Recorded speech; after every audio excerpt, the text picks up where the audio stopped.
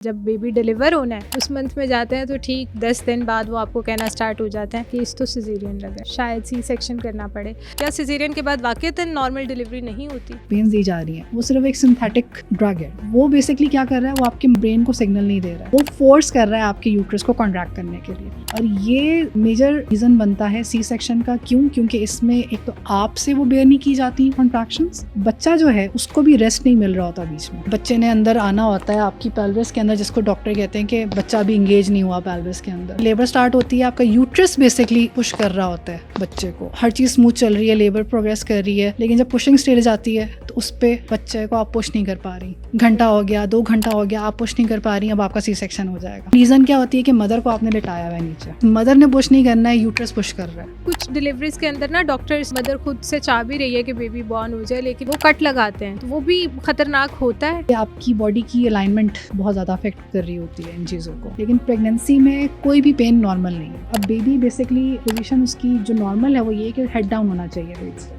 कुछ बेबीज होते हैं कि वो हेड डाउन नहीं होते, वो इस तरह से होते हैं जिस पे डॉक्टर कह देते हैं कि नहीं भी आपकी बेबी की पोजीशन ठीक नहीं है, तो आपका बेबी उल्टा है, तो उसमें आपकी नॉर्मल डिलीवरी नहीं हो सकती। अगर तो मदर खुदा ना खास्ता कोमा में भी है ना, तब भी उसका बच्चा डिलीवर हो जाएगा।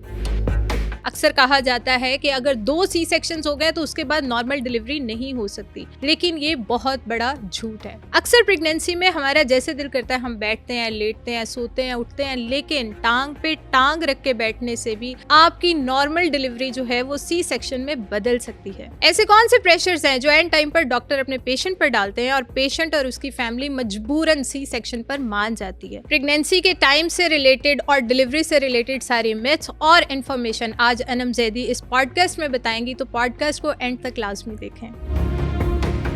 Thank you so much for coming. तो जैसे आज हमारा टॉपिक है नॉर्मल डिलीवरी के ऊपर।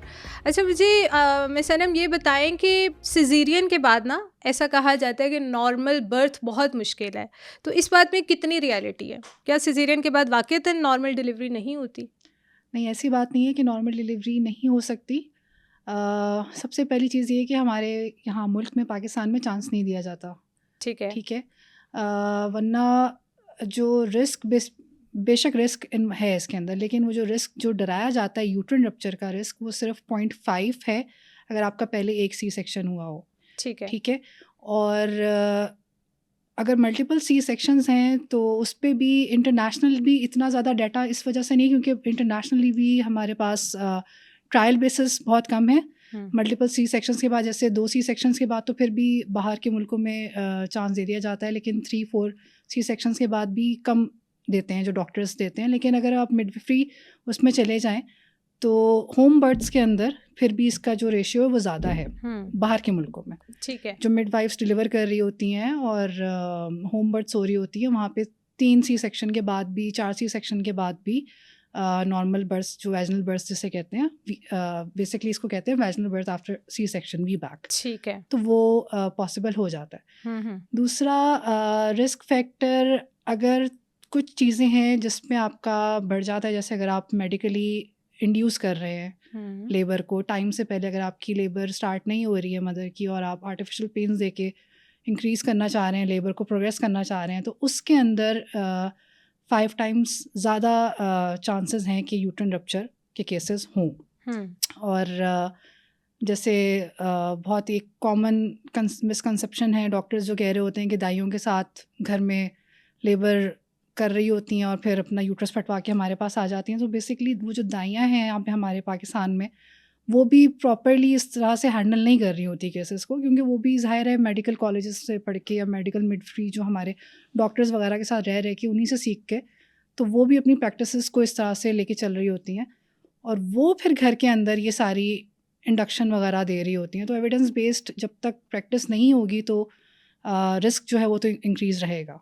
अच्छा ठीक है, मुझे आप ये बताएं कि जैसे आप बता रही हैं कि ये सारी जो कॉन्सेप्ट्स हमारे बने हुए हैं, ये डॉक्टर्स हमें जिस तरह बता देते हैं, हम डॉक्टर्स पे प्रॉपरली रिलाई करते हैं और हम कहते हैं जिस तरह डॉक्टर ने बताया हम वैसे करना स्टार्ट कर देते हैं।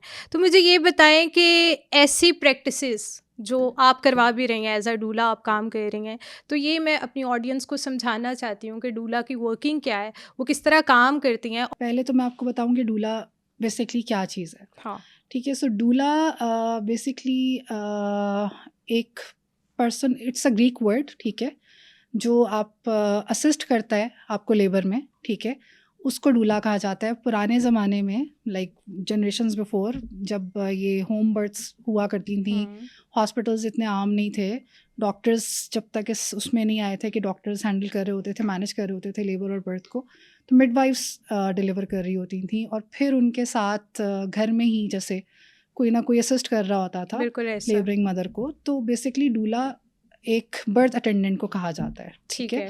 लेकिन जैसे जैसे चीज़ें प्रोग्रेस होती गई, मेडिकल इंटरवेंशंस आती गई, तो अब प्रॉपर एक ट्रेनिंग हो गई है डूला की, ठीक है, जिसमें आपको सर्टिफिकेशंस करनी पड़ती हैं, आप प्रॉपर ट्रेन होते हैं डूला बनने के लिए।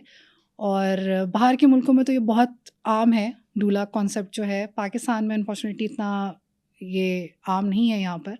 सो बेसिकली डूलाज करती क्या हैं कि वो आपको प्रेगनेंसी में असिस्ट करती हैं, प्रेगनेंसी में आपको प्रिपेयर करती हैं, आपको चाइल्ड बर्थ क्लासेस देकर आपकी बॉडी को प्रिपेयर करती हैं, प्रीनेटल एक्सरसाइजेस करवा कर, और फिर लेबर में आपको असिस्ट करती हैं। आपकी लेबर आप किस तरह से मैनेज कर सकते हैं, अगर आप बिल्कुल ही अनमेडिकेटेड लेबर और नेचुरल प्रोसेस को फॉलो करना चाह रहे हैं, जिसके अंदर आप एपिड्यूरल भी अगर नहीं लेना चाह रहे हैं, पेन को कैसे मैनेज करना है, तो इसमें वो आपको हेल्प आउट करती हैं थ्रू आउट आपके साथ। जितनी देर भी आपकी लेबर चलती रहेगी, उतनी देर जो आपकी डूला है वो आपके साथ रहेगी, अब चाहे आप होम बर्थ कर रहे हैं या आप हॉस्पिटल में हैं वहाँ पर। तो आप पेशेंट्स डील करती हैं, मतलब पेशेंट्स इन सारी प्रेग्नेंट वुमेंस को आप डील करती हैं, तो क्या ये आप ऑनलाइन करती हैं कि आप सारे अपने क्लाइंट्स के साथ अवेलेबल होती हैं all the time, like 9 months आप उनके साथ होती हैं और उनको स्टेप बाय स्टेप चीज़ें गाइड कर रही होती हैं? जो क्लासेस में देती हूँ वो तो मैं प्रेगनेंसी में देती हूँ उनको, और मैं ये इनकरेज करती हूँ कि मदर्स को कि वो जितना जल्दी अपने आप को एजुकेट कर लें, जितनी जल्दी ये क्लासेस ले सकें वो ले लें। और ये मेरी क्लासेस ज़्यादातर ऑनलाइन होती हैं, क्योंकि मैं इंटरनेशनली भी काम कर रही हूँ, तो मेरे लाइक अमेरिका में भी क्लाइंट्स हैं, तो मोस्टली मेरी जो है क्लासेस वो ऑनलाइन होती हैं। फिर प्रीनेटल एक्सरसाइजेस भी जो होती हैं वो भी मोस्टली ऑनलाइन होती हैं। और फिर जब एक्चुअल टाइम स्टार्ट होता है लेबर का, अब जिसने अगर मुझे एज अ डूला हायर किया है, तो उसके साथ फिर मैं 38 वीक्स ऑनवर्ड्स उसके साथ मैं कनेक्टेड रहती हूँ। वो उसको जब भी फील होगा कि उसको उसकी लेबर का कोई भी साइन उसको फील होता है, या उसकी लेबर स्टार्ट होगी, या ब्रैक्सटन हिक्स हैं, मतलब कोई भी अगर कॉन्ट्रैक्शन या कुछ भी उसको फील होता है, तो वो मुझे मैसेज कर सकती है। और फिर जब एक्चुअल वो लेबर में जाती है, तो मैं फिर उसके साथ हॉस्पिटल में उसको असिस्ट करती हूँ। और वो थ्रू आउट जितनी देर लेबर उसकी चलेगी, हॉस्पिटल में रहेगी, डिलीवरी के टाइम तक मैं उसके साथ रहती हूँ। लेकिन डोंट यू थिंक कि जैसे हम ऑन साइट, मतलब अगर मेरे पास भी फिजिकल एक डॉक्टर अवेलेबल होगा तो मैं उस पर ज़्यादा ट्रस्ट करूँगी, उस पर ज़्यादा रिलाई करती हूँ, और स्पेशली ये तो इतना सेंसिटिव केस है, बजाय आप ऑनलाइन किसी की डिक्टेशंस जैसे वो कह रहे हैं। तो ये कितने केसेस आपके जो हैं वो बड़े कामयाब गए हों या बड़ा ट्रस्ट किया हो लोगों ने? जैसे कि नॉर्मली जो लाहौर में मेरी क्लाइंट्स होती हैं जो मुझे डिलीवरी के लिए हायर करती हैं, वो तो फिर मैं इन पर्सन उनके साथ रहती हूँ, ठीक है ना। लेकिन मेरी इस तरह की भी क्लाइंट्स हैं, क्योंकि मतलब कराची से बहुत ज़्यादा मेरी क्लाइंटेल है, इस्लामाबाद से बहुत हैं, ठीक। तो अब हर किसी के केसेस में पॉसिबल नहीं हो सकता कि मैं जाऊँ। कुछ तो ऐसी होती हैं कि वो आ जाती हैं मेरे पास यहाँ पर, ठीक है, यहीं पे मतलब फॉर फिर डिलीवरी वो फॉर डिलीवरी, जी, वो ठीक है। 36 वीक्स में 38 वीक्स में ट्रैवल करके यहाँ आ जाती हैं, और डिलीवरी के टाइम तक वो यहाँ रहती हैं। कुछ इस तरह की भी क्लाइंट्स हैं मेरी। लेकिन अब ज़ाहिर है जो नहीं आ सकती, या मैं अगर उस टाइम पे नहीं उनके पास जा सकती, तो फिर मेरी ऑनलाइन होता है। लेकिन उससे पहले मेरी जो रिक्वायरमेंट्स होती हैं उसमें ये होता है कि वो मुझसे क्लासेस पहले ले लें, ठीक है, अपने आप को ट्रेन कर लें, और फिर उसके बाद, क्योंकि वो इतना ज़्यादा एजुकेट हो चुकी होती है, इतनी ज़्यादा उनके पास ट्रेनिंग आ चुकी होती है, कि वो हम कम्युनिकेशन लेवल इजी हो जाता है, ठीक है। वो मुझे आसानी से समझा सकती हैं कि वो किस प्रोसेस से गुजर रही हैं, और फिर उनको मतलब ज़ाहिर सी बात है जो साइंस वगैरह देख के मैं उनको इजीली फिर उसमें गाइड कर देती हूँ उनको। तो अच्छा, चलें पहले आपसे ये पूछ लेते हैं कि ये सारी वर्किंग आप कर किस तरह रही होती हैं। लाइक अगर ऑनलाइन आपके पास सेकंड मंथ में या थर्ड मंथ में कोई लेडी आती है और वो बताती है कि भाई मैं 3 मंथ से एक्सपेक्ट कर रही हूँ, तो आप किस तरह उसको लेके चलती हैं? अगर आप जैसे हॉस्पिटल जाते हैं, तो आप जैसे ही हॉस्पिटल के दरवाजे पे पहुंचेंगे तो वो फ़ौरन व्हील चेयर ले आते हैं, ठीक है, सबसे पहले इंटरवेंशन यहीं से शुरू होती है। मतलब आप पेशेंट नहीं है, आपको कोई बीमारी नहीं है, ठीक है, आप प्रेग्नेंट हैं लेकिन प्रेगनेंसी अनफॉर्चुनेटली डॉक्टर्स के लिए मेरे ख्याल से औरत का सबसे बड़ा कोई ऐसा है कि भाई बहुत ज़्यादा, जैसे कहते हैं ना, हाई रिस्क एकदम से। तो एकदम से जैसे ही वो प्रेग्नेंट होती है तो सबसे पहले डॉक्टर लिख के देता है कि भाई ये विटामिन ये टेस्ट करवा लो, बिल्कुल ऐसा जबकि इसकी ज़रूरत नहीं होती। ये एक पूरा नॉर्मल फेज़ है एक औरत की लाइफ का। जैसे आपका डाइजेस्टिव सिस्टम काम करता है, आप खाना खाते हैं और आपका डाइजेस्टिव सिस्टम जो है पूरा काम करता है, उसी तरह से ये भी एक नॉर्मल प्रोसेस है जो आपकी अल्लाह ने आपके लिए रखा हमारे है। यहाँ थोड़ा हावी कर लिया जाता है ना प्रेगनेंसी बिल्कुल को, प्रेगनेंसी हो गई अब स्टेयर्स नहीं चढ़नी, प्रेगनेंसी हो बिल्कुल गई अब काम नहीं करना, अब ये हो गया, इसको बिल्कुल थोड़ा सा हावी किया जाता है। बिल्कुल। तो यही मेरा आपसे पूछने का मकसद है कि आप किस तरह दूसरे या तीसरे महीने में जब कोई लेडी आपके पास आती है तो उसको आप कैसे समझाती हैं, कैसे गाइड करती हैं, किस तरह लेके चलती हैं, क्या एक्सरसाइजेस करवाती हैं, कैसे उनका माइंड बनाती हैं इस चीज़ के लिए? Mind set, exactly mind set पे काम करना बहुत बहुत बहुत ज़्यादा इंपॉर्टेंट है, क्योंकि हमारी कम्युनिटी के अंदर सबसे पहले तो बर्थ को एसोसिएट ही किया जाता है फियर और ट्रॉमा से, डराया जाता है। ठीक है, पहली बात तो ये कि हमारे घरों में बातें नहीं होती चाइल्ड बर्थ को लेकर, नहीं होती, नॉर्मली बिल्कुल। टैबू समझा जाता है इस पूरे कॉन्सेप्ट को। ठीक है, अगर शादी भी हो रही है तो कोई माँ अपनी बेटी को नहीं समझाती कि भाई क्या प्रोसेस है, और अगर समझाएगी भी तो वो डरा रही होती है, क्योंकि वो खुद उस फियर बेस्ड ट्रॉमा से गुजरी होती है। ठीक है ना। तो first of all child birth एक मतलब बिल्कुल ऐसा प्रोसेस नहीं है कि जो आपको, जिससे आप घबराएं या आप डरें। ठीक है, अब कुछ लोग होते हैं वो कहते हैं कि नहीं पेनफुल प्रोसेस है पूरा, जबकि ऐसा भी नहीं है। ठीक है, बेशक अनकंफर्टेबल प्रोसेस है, लेकिन अल्लाह आपके ऊपर कोई इतना बड़ा बर्डन नहीं डालता जो आपसे आप bear बर्दाश्त ना कर सके। बिल्कुल ठीक है, ऐसे, अगर अल्लाह बिल्कुल ने एक ऐसे। निज़ाम बनाया है तो उसके पीछे कोई ना कोई रीज़न है। लेकिन ये भी तो ठीक कहा है, जाता है औरत सर पे कफन बांध के बच्चे को पैदा करती है। बिल्कुल बिल्कुल ये मतलब बात इतना ठीक है, सिंपल क्योंकि भी नहीं है। अल्लाह ने बिल्कुल ये बात है, अल्लाह ने औरत का मकाम भी उस टाइम पे इतना ज़्यादा बिल्कुल। बढ़ा देता है अल्लाह। लेकिन अगर आप इस जो आपका एक वही है ना कि जो कुदरती निज़ाम एक चल रहा है, अगर उसके अंदर इंटरफेयर ना किया जाए तो ये बहुत स्मूथ प्रोसेस है। ठीक है, मोस्टली ऐसा हो रहा होता है। अब जैसे मैं कभी भी डॉक्टर्स को ब्लेम नहीं करती हूँ, क्योंकि डॉक्टर्स को ट्रेन ही किया गया है कि वो कॉम्प्लिकेशंस को हैंडल करें। ठीक है, लेकिन आहिस्ता आहिस्ता वो एसेंस ख़त्म होता जा रहा है नेचुरल बर्थ का। ठीक है, हमारी जो लाइक बच्चियां हैं, लड़कियां हैं, वो खुद प्रेफर कर रही होती हैं कि हमें इस प्रोसेस से ना गुजरना पड़े, हम जाके सी सेक्शन करवा लें। ठीक, तो ये बहुत इंपॉर्टेंट है कि पहले आपकी जो माइंड सेट है ना उस पर काम किया जाए। बिल्कुल। ठीक है, आपको ये चीज़ समझनी चाहिए कि ये एक नेचुरल प्रोसेस है, और जितना ज़्यादा इसको नेचुरल रहने देंगे उतना ज़्यादा ये ईजी होता जाएगा आपके लिए। इसके अंदर हमारे हार्मोन्स का बहुत बड़ा रोल है। ठीक है, आपकी बॉडी जो है, ये प्रोसेस जब चल रहा होता है तो आपकी बॉडी ज़ाहिर है ज़रा सा थ्रेट फील करेगी ना, तो आपकी बॉडी प्रोटेक्टिव मैकेनिज्म उसका स्टार्ट हो जाता है, वो लेबर को स्टॉल करना शुरू कर देती है, लेबर को रोक देती है या स्लो डाउन कर देती है। अब डॉक्टर जो है, बेशक उसने लाइक प्रोसेस वगैरह के बारे में डॉक्टर्स को भी पता होता है, लेकिन उन्होंने कभी भी आज तक कोई भी ऐसा डॉक्टर नहीं होगा जिसने बिल्कुल अनडिस्टर्ब बर्थ मैनेज की हो या फिर देखी हो, जहाँ पे डॉक्टर्स खुद ब खुद बीच में आके कुछ मैनेज करने की कोशिश नहीं कर रहे, या इंटरवीन करने की कोशिश नहीं कर रहे, या कोई अपना प्रोसीजर परफॉर्म करने की कोशिश ना कर रहे हो। ठीक, तो उनके लिए उनको सिखाया जाता है कि भाई आपने कोई रिस्क आने ही नहीं देना। ठीक है, जबकि हमारा ये मानना है कि आपने इंटरवीन तब तक नहीं करना जब तक खुदा ना खास्ता कोई ऐसी सिचुएशन नहीं आ जाती कि जिसमें लाइफ और डेथ का कोई चांस आ जाए, कि मदर को ख़तरा हो कि भाई खुदा ना खास्ता मदर की लाइफ पे बात आ सकती है या बच्चे की लाइफ पे बात आ सकती है, तब तक आपने इंटरवीन नहीं करना। इनफैक्ट जो ब्रीच बर्थ्स होती हैं वो एसेंस ख़त्म हो चुका है हमारे मेडिकल सिस्टम के अंदर से। ब्रीच बर्थ्स पे इवन अब तो ट्विन प्रेगनेंसीज़ पे डॉक्टर्स हाथ खड़ा कर देते हैं, वो आपको चांस नहीं देते कि आप नॉर्मल डिलीवरी के लिए जाएं। वो यही कहते हैं कि नहीं, ट्विन प्रेगनेंसीज़ हैं तो क्या ज़रूरत है आपको रिस्क लेने की। हाई रिस्क कंसिडर कर दिया जाता है इस चीज़ को, जबकि पहले टाइम में ऐसा नहीं था। ब्रीच बर्थ भी हो रही होती थी। ठीक है ना, वो भी ब्रीच बर्थ एक नॉर्मल वेरिएंट है प्रेगनेंसी के अंदर।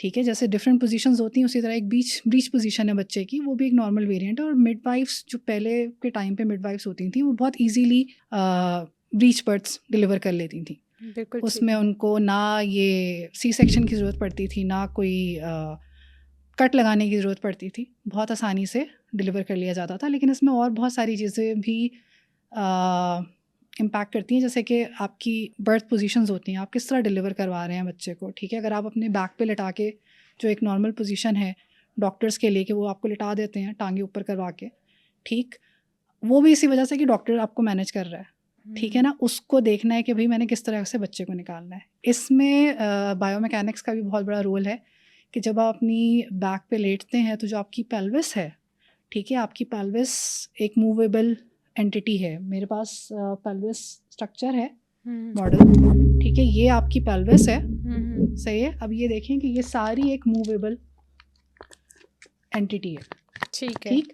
अब जब आप अपनी बैक पे लेटे हुए हैं तो हो क्या रहा है कि जब आप लेटे हुए तो यहाँ पे तो रेजिस्टेंस है ना, मूव नहीं कर रहा, और बच्चा भी जो है वो नेविगेट कर रहा है पेल्विस के अंदर, ठीक है। बच्चे ने अंदर आना है, उसको जगह नहीं मिल रही है, आपकी पेल्विस जो है खुल नहीं रही है, सिर्फ इस वजह से क्योंकि आप बैक पे लेटे हुए हो।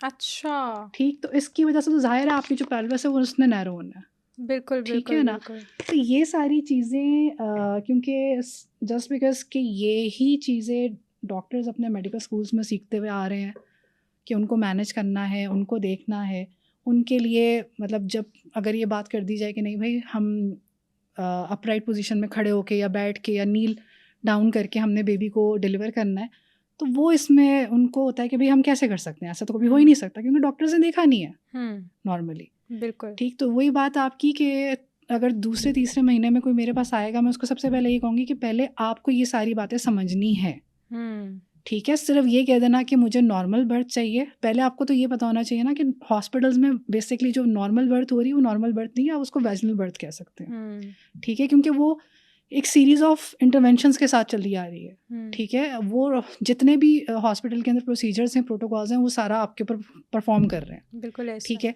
आपको ले जाके ड्रिप लगा दी जाती है, आपको खाने पीने से मना कर दिया जाता है, आपको बेड पे लिटा दिया जाता है, आपको हिलने नहीं देते, कंटिन्यूस फीटल मॉनिटरिंग हो रही होती है आपकी, बिल्कुल जबकि ये ऐसे। सारी एविडेंस बेस से हट के चीज़ें हैं, ठीक है। आप जितना ज़्यादा अपनी मूवमेंट को रखेंगे through out pregnancy, through out labour, जितना ज़्यादा आप मूव करेंगे उतना ज़्यादा आपकी लेबर का टाइम कम हो जाएगा, आपके लिए लेबर का प्रोसेस ईजी हो जाएगा। क्योंकि देखें, आप सिर्फ लेबर से नहीं गुजर रही, आपका बच्चा भी नेविगेट कर रहा है, अल्लाह ने उसके अंदर भी बिल्ट इन क्यू पॉइंट्स रखे हैं, उसको पता है कि भाई उसने किस तरीके से आपकी इस पेल्विस को नेविगेट करना है, ठीक है ना। तो ये सारा मतलब बच्चे ने अंदर आना होता है आपकी पेल्विस के अंदर, जिसको डॉक्टर कहते हैं कि बच्चा अभी इंगेज नहीं हुआ पेल्विस के अंदर, ठीक है। बच्चे ने पेल्विस के अंदर इंगेज होना होता है, ये भी ज़रूरी नहीं है कि बच्चा आपकी लेबर स्टार्ट नहीं हुई तो पहले से इंगेज हो जाए, ठीक है। लेबर स्टार्ट होती है, आपका यूट्रस बेसिकली पुश कर रहा होता है बच्चे को, यहाँ तक कि ये भी होता है कि डॉक्टर्स कुछ ये कह देती हैं कि भाई आप हर चीज़ स्मूथ चल रही है, लेबर प्रोग्रेस कर रही है, लेकिन जब पुशिंग स्टेज आती है तो उस पर बच्चे को आप पुश नहीं कर पा रही, ऐसा ही है, घंटा हो गया, 2 घंटा हो गया, आप पुश नहीं कर पा रही, अब आपका सी सेक्शन हो जाएगा, ठीक है। अगेन रीज़न क्या होती है कि मदर को आपने लिटाया हुआ है नीचे, ठीक। दूसरी चीज़, मदर ने पुश नहीं करना है, यूट्रस पुश कर रहा है, ठीक है। अगर तो मदर खुदा ना खास्ता कोमा में भी है ना, तब भी उसका बच्चा डिलीवर हो जाएगा। अच्छा, ये फीटल रिफ्लेक्सेस हैं, फीटल इजेक्शन रिफ्लेक्स जिसे कहते हैं। जैसे आपको जब वॉमिट आने वाली होती है, अगर आप उसको रोकना भी चाहें तो आप उसको नहीं रोक सकते, ठीक है ना। उसी तरीके से ये फीटल इजेक्शन रिफ्लेक्स इसको कहा जाता है कि अगर आप रोकना भी चाहेंगी, कुछ होता है ना कि अभी डॉक्टर नहीं आई, नर्सेस कह रही होती हैं कि आप अभी रोकें, पुश ना करें, तो बेसिकली आप पुश नहीं कर रहे, आपका यूट्रस बच्चे को पुश कर रहा है, और जब यूट्रस बच्चे को पुश कर रहा है तो बच्चा आगे अपना काम कर रहा है कि वो इस पेल्विस को नेविगेट कर रहा है, वो अंदर आके रोटेट कर रहा होता है, रोटेशंस ले रहा होता है, इसको कार्डिनल मूवमेंट्स कहते हैं, ठीक है, ठीक है। तो ये बेसिकली लेबर जो है, इसको हम बेबी मदर, पूरा बेबी मदर डांस कहते हैं कि भाई सिर्फ मदर की या डॉक्टर की इसमें नहीं होती, इसमें बच्चे को भी उसने भी पूरी क्या कहते हैं अपनी जर्नी लेनी होती है, और अल्लाह ने उसके अंदर भी रखा है कि उसको पता है कि उसने किस तरह से मूव करना है, ठीक है ना। अंदर जो गाइडेंस आप देती हैं एज अ डूला, मतलब हर प्रेग्नेंट लेडी को जो आप सारी चीज़ें समझाती हैं, तो डॉक्टर्स उस तरह से नहीं गाइड कर रहे होते, आपको क्या लगता है? डॉक्टर्स देखिए, एक हद तक डॉक्टर गाइड कर सकता है। डॉक्टर आपको प्रीनेटल अपॉइंटमेंट्स में कितना टाइम देता है? हार्डली 10 मिनट, ठीक, या ज़्यादा से ज़्यादा अगर दे भी देगा तो 20 मिनट आधा घंटा दे देगा। मुझे आप ये बताएं कि अनम, जब आपके पास कोई ऐसे बंदी आती है, प्रेग्नेंट लेडी आती है, तो आप उसका मोराल कैसे हाई करती हैं नॉर्मल डिलीवरी की तरफ, कैसे उसको समझाती हैं सारी चीज़ें, और किस तरह ये जो जितने भी केसेस आपके अंडर आते हैं वो किस तरह फिर कामयाब होते हैं, और क्या आपके पास आने के साथ साथ वो डॉक्टर्स के साथ भी कनेक्टेड होते हैं कि वो सिर्फ आप पर रिलाई कर रहे होते हैं? देखिए, डॉक्टर्स के साथ तो मैं थ्रू आउट उनको कहती हूँ कि वो कनेक्टेड रहें, ठीक है? ठीक है। क्योंकि डिलीवरी के टाइम पे मैं डिलीवर नहीं करती हूँ, ठीक है? ठीक है। डूला जो है वो डिलीवर नहीं करती। डूला और मिडवाइफ और डॉक्टर में ये डिफरेंस है कि डूला असिस्ट करेगी लेबर के अंदर, वो बच्चा डिलीवर नहीं करेगी, ठीक है। ठीक? दूसरी बात, मिडवाइफ जो है वो बच्चा डिलीवर करती है। डॉक्टर्स जो हैं वो सर्जिकली परफॉर्म करते हैं। अब हमारे यहाँ बाहर अगर हम देखें तो यूके में ऑब्स्टेट्रिशियंस जो हैं वो नॉर्मल केसेस को हैंडल नहीं कर रहे होते, नॉर्मल प्रेगनेंसीज़ को हैंडल नहीं कर रहे होते। जो हाई रिस्क प्रेगनेंसीज़ हैं उनको हैंडल कर रहे होते हैं, जहाँ पे उनको पता होता है कि या तो सी सेक्शन परफॉर्म करना है या फिर अभी इसके अंदर रिस्क है और सी सेक्शन की नौबत आ सकती है, ठीक?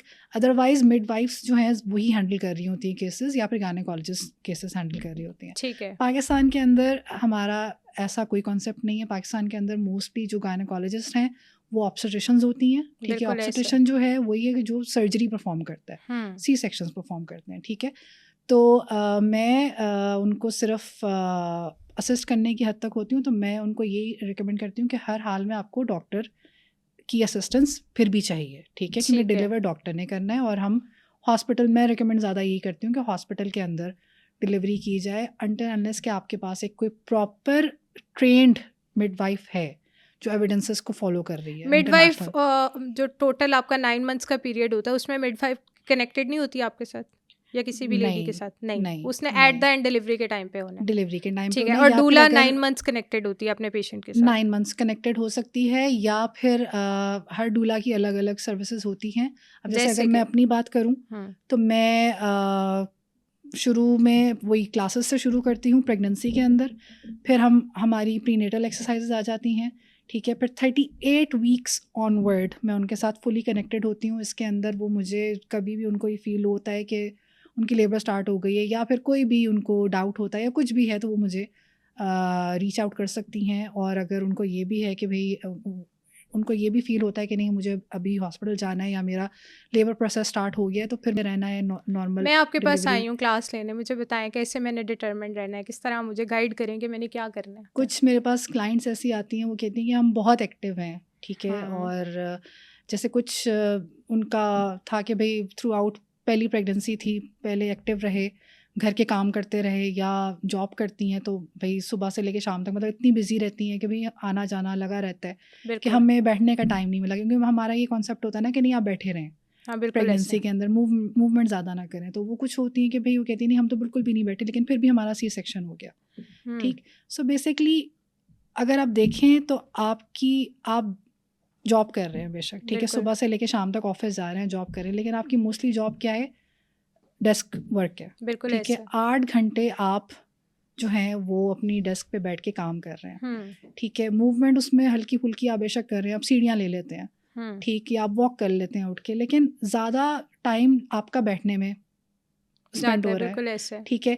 या अगर आपका पहले कोई बेबी है, ठीक है, और आप उस ज़्यादातर जाहिर सी बात है बच्चे को भी देख रहे हैं, घर के काम भी देख रहे हैं, लेकिन आप उस बच्चे को गोद में किस तरह से उठा रहे हैं? अच्छा, ये भी मैटर करता है? ये बहुत ज़्यादा इम्पैक्ट करता है, क्योंकि आपकी बॉडी अलाइनमेंट उस तरह से अफेक्ट हो रही होती है। अगर प्रेग्नेंट लेडी बच्चे को उठा रही है, कि मतलब आम तौर पर भी अगर आप एक्सपेक्टेड नहीं भी हो तब भी आप बेबी कैसे जैसे आप हैं, आप प्रेग्नेंट नहीं है, लेकिन आपका एक पॉस्चर है ना, बिल्कुल ठीक है? आपका एक कोई कंफर्टेबल पैटर्न होगा, कुछ कंफर्टेबली टांग पे टांग रख के बैठते हैं, बिल्कुल ऐसा, ठीक है? नॉर्मली कुछ जो है वो अपनी कमर झुका के बैठते हैं, कुछ जो है ज़्यादातर बैठे रहते हैं, मूव नहीं करते। ऐसा ही है। इसमें ये होता है कि over the period of time आपकी हमारी बॉडी माशाल्लाह से फ़ौरन अडैप्ट करती है पैटर्न्स को। ऐसा ही है, बिल्कुल तो ऐसा। ये बॉडी मूवमेंट्स जो पैटर्न्स होते हैं ये फ़ौरन अडैप्ट कर लेती है। अब इसमें ये होता है कि जब आप टांग पे टांग रख के ज़्यादातर बैठेंगे तो आपकी पेल्विस के अंदर इम्बैलेंसेस आ जाएंगे। मतलब ये जैसे आपकी पेल्विस है, ठीक है, यहाँ पे हमारी फीमर बोन जिसे कहते हैं, जो ये थाई की बोन होती है, वो यहाँ से कनेक्टेड होती है, अच्छा। ठीक है, अब आप बार बार टांग पे टांग रख के बैठ रहे हैं तो इससे क्या हो रहा है कि आपकी एक साइड जहाँ से जिस साइड पे आपने ज़्यादा आपको है कंफर्टेबली आप टांग पे टांग रख रहे हो तो वो साइड आपकी ऊंची हो जाएगी, एक साइड आपकी नीचे हो जाएगी। इसी ओह! तरह अगर आपका पहले बच्चा है, आप उसको गोद में उठा रहे हो, आपने देखा होगा कि कमर पे वो रख साइड पे के करके साइड उन्होंने पे रख के उठाया उठा होता है लेते बच्चा, हैं। बिल्कुल ऐसा होता ठीक है। है, अब जैसे मैं अपनी बेटी को उठाती थी लेफ्ट साइड पे, मैं ज़्यादा कंफर्टेबली उठाती थी। बैग आप किस साइड पे ज़्यादा उठा रहे हो? बैग भी हम उठाते मैं हैं, लेफ्ट साइड पे एग्ज़ैक्टली, ज़्यादा उठाती हूँ, तो बिल्कुल। आपकी जो साइड ज़्यादा काम कर रही है ना, वहाँ पे आपके इम्बैलेंसेस क्रिएट होना शुरू हो जाएँगे। हुँ, क्योंकि वो साइड के मसल्स, आपके टिश्यू आपका बहुत ज़्यादा ओवरली एक्टिव है। और जिस साइड पे आप इतना कंफर्टेबली नहीं अपना मूव कर रहे हो, वो साइड पे आपके मसल्स ने काम ही नहीं किया। हुँ, ठीक है? और अब हमारी बोन के ऊपर मसल है, मसल के ऊपर fascia होता है। ठीक है। ठीक है? तो ये सारी चीज़ें हमारी बॉडी अलाइनमेंट को, हमारी जो ये हड्डियाँ हैं, उस पे बहुत ज़्यादा इम्पैक्ट करती हैं। और जैसे मैंने पहले बताया कि बेबी इसको नेविगेट कर रहा है। ठीक और है? ये एट द एंड हमें तब पता चलता है कि हम लाइफ टाइम किस तरह हम खड़े हुए, किस तरह बैठे, किस बिल्कुल, तरह हमने बच्चा उठाया या बिल्कुल। अपना कोई भी बैग उठाया, वो हमें उस टाइम पे पता चलता है जब हम एक बेबी डिलीवर कर रहे बेबी होते हैं। डिलीवर कर रहे तो होते हैं हमें या अपने बहुत पोस्टपार्टम पीरियड के छोटे-छोटे अंदर। एक्ट्स को देखना चाहिए, बिल्कुल, हमारा पोस्चर सही है कि नहीं, हमारी बिल्कुल। बॉडी। तो ये सब चीज़ें आप अपनी ये सब क्लास में जो क्लासेस के गाइड अंदर करते मैं हैं। बताती हूँ, फिर ये मूवमेंट पैटर्न्स मैं उनको सारा डिस्क्राइब करती हूँ कि भई आपका किस तरीके के पैटर्न्स हैं, उसको किस तरह से आपने अवॉइड करना है। मेजॉरिटी कौन से आपके मेजर पैटर्न्स हैं जिनको आप बताती हैं? जैसे अब ये टाँग पे टाँग रखना तो मैंने खुद से फ़ौरन देखिए रिलेट किया है कि मैं बैठती हूँ हर ऐसे। किसी का डिफरेंट स्टाइल होता है ना, ठीक है। ठीक है? तो वो देख के कि आपकी डेली लाइफ में आप नॉर्मली क्या रूटीन में अपना ज़्यादा कर रहे हैं, तो वो फिर अवॉइड करना मैं उनको बताती हूँ। अब जैसे यही है कि आप टाँग पे टाँग रख के बैठ रहे हो, कुछ लोग खड़े होते हैं, वही कमर एक साइड पे निकाल के, वो एक टाँग पे ठीक भी है? कुछ लोग खड़े होते एक हैं। टाँग पे एक कुछ टाँग खड़े, पे हाँ, मतलब इसको होते वो हम दोनों हिप, टाँगों पे खड़े हैं, हाँ, हिप लेकिन जट आउट उनका जो करके खड़े होते हैं, ज़्यादा बिल्कुल। भार वेट जो होता है वो वो एक एक टाँग टाँग पे पे ज़्यादा होता जा है। रहा होता है। एग्ज़ैक्टली, तो इसको ये है कि वो हिप बेसिकली एक हिप को साइड फेस पे करके खड़े एग्ज़ैक्टली होते हैं, होता उससे है भी ये ऐसा। होता है कि आपकी एक साइड ऊँची हो रही होती है, नीचे हो रही होती है, तो ये सारा उनको फ़ोकस करना। लेकिन अगेन हम इस पे इतना ज़्यादा एम्फसिस नहीं करते कि बिल्कुल ही आप कॉन्शियस हो जाएँ हर चीज़ पे।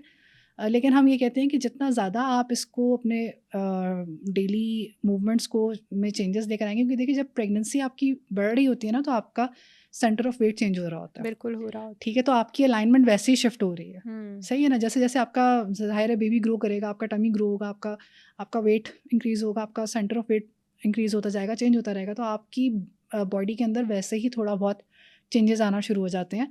और फिर ये जो बहुत एक कॉमन है कि बॉडी एक्स हो रही होती है, कि आपकी कोई किसी को सयाटिका की पेन शुरू हो जाती है, किसी को जिसे कहते हैं ना राउंड लिगामेंट पेन हो रही है, प्यूबिक बोन में पेन हो रही है, पेल्विस में पेन हो रही है, या कमर में पेन हो रही है, हिप्स में पेन, ये जो बहुत कॉमन बॉडी एक्स हैं, जिस पर डॉक्टर्स कहते हैं कि भाई ये तो प्रेगनेंसी का पार्ट है। प्रेगनेंसी में तो वो मेडिसिन भी नहीं कहते, आपको बुखार हो, जो मर्ज़ी हाँ, हो, वो कहते हैं आप मेडिसिन नहीं ले मेडिसिन नहीं ले सकते। सकते, तो एग्ज़ैक्टली। फिर आप उनको किस तरह डील कर रही होती हैं? वो यही है कि वो उनकी बॉडी को पहले असेस करके कि असेस उनके आप ऑनलाइन किस तरह करती हैं? मैं बेसिकली उनसे या तो वीडियोस या पिक्चर्स के थ्रू, ठीक है, उनकी अब जैसे ज़ाहिर है मुझे पता है कि भई मुझे क्या उनकी बॉडी में देखना है, मिसअलाइनमेंट किस तरह की होनी चाहिए कि जो उनका पोस्चर अफ़ेक्ट कर रही है, ठीक है। फिर उनसे उनके क्वेश्चंस पूछ के कि बेसिकली उनको प्रॉब्लम अगर क्या आ रही है, कुछ को ऑब्वियस प्रॉब्लम्स होती हैं, वो मुझे कहते हैं कि हमारी पेल्विस में पेल्विक बोन में पेन है, ठीक है। ठीक है, या सयाटिका की पेन है हमें, या फिर जैसे बेबी है, ठीक है, अगर अब बेबी बेसिकली पोजीशन उसकी जो नॉर्मल है वो ये है कि हेड डाउन होना चाहिए बेबी का, ठीक है। ठीक है। कुछ बेबीज़ होते हैं कि वो हेड डाउन नहीं होते, वो इस तरह से होते हैं जिस पे डॉक्टर कह देते हैं कि नहीं भी आपकी बेबी की पोजीशन ठीक नहीं है, तो हाँ, आपका बेबी उल्टा है, बिल्कुल कहा ठीक है, जाता है, तो बिल्कुल। उसमें आपकी नॉर्मल डिलीवरी नहीं हो सकती। अब बेसिकली अगेन ये भी पहली चीज़ ये है कि ये एक नॉर्मल वेरिएंट है प्रेगनेंसी का, ब्रीच बर्थ्स भी पॉसिबल हैं, ठीक है। नॉर्मल डिलीवर होना, वैजिनली डिलीवर करना, हुँ, ठीक है। लेकिन थोड़ा-सा इसमें ये है कि ट्रेनिंग होनी चाहिए, डॉक्टर्स इतने कंफर्टेबल नहीं होते कि वो कंफर्टेबली ब्रीच को डिलीवर कर लें, ठीक। दूसरा ये है कि आपका जैसे-जैसे प्रेगनेंसी ग्रो होती रहती है ना, बच्चा भी ग्रो होता रहेगा, तो आपके ज़ाहिर-सी बात है उसके लिए स्पेस कम होती रहती है, हुँ। ठीक। अब जहाँ पे उसको स्पेस मिलेगी, बच्चा अपनी पोज़ीशन वहीं पे सेट करके बैठ जाता है। एंड ऑफ प्रेगनेंसी में आपने नोट किया होगा कि ज़्यादा मूवमेंट्स नहीं होती बच्चे की, इसी वजह से होती है क्योंकि जगह कम होती है। बच्चा अच्छा। ज़्यादा मूव नहीं कर पाता। तो वो एंड पे जाके उसी तरह से जहाँ पे उसको एक स्पेस मिलती है वो अपना वहीं पे सेट होके बैठ जाता है। ठीक, अब मोस्टली ऐसा ये होता है कि वो जो स्पेस आई भी होती है वो आपकी अलाइनमेंट की वजह से होती है, आपकी बॉडी पोस्चर की वजह से होती है। ठीक है ना, अब जैसे अगर आपकी ये पेल्विस है, एक साइड से आपकी पेल्विस जो है वो एक साइड से नीचे है, ठीक है, और एक साइड से ऊंची है, या अगर आप अपनी हिप्स को बिल्कुल जट आउट करके इस तरह से खड़े हो रहे हैं नॉर्मली, ठीक है, तो अब ये क्या है कि आपकी पेल्विस यूं है, ठीक है, आगे से आप ऊंचे हैं, पीछे से आपकी पेल्विस नीचे है। अब जब बच्चे ने एंटर होना है तो यहाँ पे ये देखें बोन है, ठीक है, बच्चा जाहिर है उसको प्रॉब्लम होगी अंदर जाने के लिए, ठीक है, या उसको जो भी स्पेस मिल रही है उसने उसी स्पेस को नेविगेट करना है। ठीक, तो ये सारी चीज़ों पे अब जैसे वही वाली बात है कि कुछ क्लाइंट्स मुझे कहती हैं कि भाई उनकी बेबी की पोजीशन ठीक नहीं है, ठीक, तो फिर मैं उनकी जो डेली रूटीन है वो उनसे पूछती हूँ कि भाई आपका क्या है डेली रूटीन, अगर आपका पहले कोई बेबी है आप उसको किस तरह से उठाती हैं, अपनी कुछ डेली रूटीन को चेंज कर लें, ठीक है, आपकी जो मूवमेंट चेंज पैटर्न्स क्या हैं, करवाती हैं रूटीन में? जैसे अगर बच्चे को गोद में उठा रही हैं तो ज़्यादा गोद में ना उठाएं, ठीक है। अगर ज़्यादा बैठ रही हैं तो ना बैठें, अगर बहुत ज़्यादा जैसे किसी को पेन है, प्यूबिक बोन में पेन है, प्यूबिक बोन आपकी बिल्कुल ये सामने जो बोन होती है हड्डी, बिल्कुल, ठीक है, बिल्कुल, ये ठीक है, अगर इसमें बहुत कॉमन है ये कि पेन होना, अगर ये इसके क्यों अंदर होती है पेन है, पेन? वही वाली बात कि आपकी बॉडी की अलाइनमेंट बहुत ज़्यादा अफेक्ट कर रही होती है इन चीज़ों को, ठीक है, डॉक्टर्स तो कहते हैं कि नॉर्मल है क्योंकि ये एक आपकी प्रेगनेंसी का पार्ट है, लेकिन प्रेगनेंसी में कोई भी पेन नॉर्मल नहीं है, कॉमन अच्छा। ज़रूर है, पेन नॉर्मल नहीं है, ठीक है, अगर आपको ये बॉडी एक्स हैं तो इसका रीज़न यही है कि आपकी आपकी अलाइनमेंट में कोई इशू है जिसकी वजह से आपके ये पेन हो रही है, और वही वाली बात है जैसे जैसे आपका सेंटर ऑफ वेट चेंज होता रहता है उस तरह से आपकी ये जो पेन्स हैं जैसे जैसे प्रेगनेंसी ग्रो करती जाती है, आप क्या कहते हैं 6 मंथ्स में जाते हैं, 7-8 में जाते हैं, तो आपकी ये पेन इंक्रीज़ हो जाती है, वो इसी वजह से हो रही होती है क्योंकि आपका बेबी ग्रो कर रहा होता है, आपका सेंटर ऑफ वेट चेंज हो रहा होता है, आपकी अलाइनमेंट बॉडी की अलाइनमेंट में शिफ्ट आ रहा होता है, तो ये पेन और ज़्यादा एग्रीवेट होना शुरू हो जाती है। तो इवन कुछ लोग स्ट्रेचेस वगैरह भी जो कहते हैं योगा वगैरह उसको भी मैं मना करती हूँ क्योंकि वो अच्छा। स्ट्रेच जितना ज़्यादा एक मसल आपका ऑलरेडी स्ट्रेच हुआ हुआ है जिसकी वजह से आपको पेन हो रही है, अगर आप उसको और ज़्यादा स्ट्रेच करेंगे तो आपको और ज़्यादा पेन देगा, उसको और एग्रीवेट करेगा, तो वो रिजॉल्व जैसे नहीं होगा। डॉक्टर्स मना करते हैं प्रेगनेंसी के दौरान कि आप मेडिसिन ना लें, अगर आपको बुखार है आप पेनाडोल वगैरह या किसी भी किस्म की कोई मेडिसिन ना लें, तो जैसे जब एज अ डूला जब आपके पास आपके क्लाइंट्स आते हैं तो क्या आप उन्हें कोई जैसे बॉडी एक वगैरह हो रही हो तो आप उन्हें कुछ सजेस्ट कर देती हैं मेडिकेशन में नहीं, भी कि आप ये ले मेडिकेशन लें? बिल्कुल, मेडिकेशन का भी मेरा यही स्टैंस है कि मेडिसिन आप बिल्कुल, इवन डॉक्टर्स फिर भी पैनाडोल रिकमेंड कर देते हैं, मैं वो भी नहीं करती क्योंकि हमें नहीं पता कि बेशक आपको वो अफेक्ट नहीं कर रही लेकिन बच्चे को जाके किस तरह से अफेक्ट करेगी, ठीक है, और हर चीज़ बच्चे को विद इन 60 सेकेंड्स रीच करती है, अच्छा। हर चीज़, क्योंकि प्लेसेंटा से बच्चा आपका कनेक्टेड होता है,